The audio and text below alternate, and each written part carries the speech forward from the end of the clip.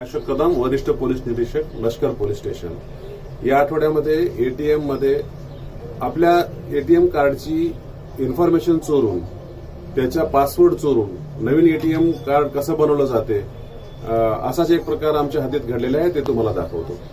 या ठिकाणी आपल्याला एटीएम मध्ये दिसेल की हा कार्ड इन्सर्ट करण्याचा पार्ट आहे। या ठिकाणी एक एक्स्ट्रा भाग लावलेला आहे, तर ज्या ठिकाणी आपण पासवर्ड टाकतो त्या ठिकाणी सुद्धा हा एक एक्स्ट्रा पार्ट लावलेला आहे आणि यामध्ये सुद्धा एक कॅमेरा आहे। यामध्ये जेव्हा तुमचं कार्ड इन्सर्ट केलं जाईल त्यावेळी त्याच्यामधून तुमची पूर्ण डिजिटल माहिती घेतली जाईल, तर यामध्ये या कॅमेऱ्याच्या मार्फत तुमचा पासवर्ड चोरला जाईल।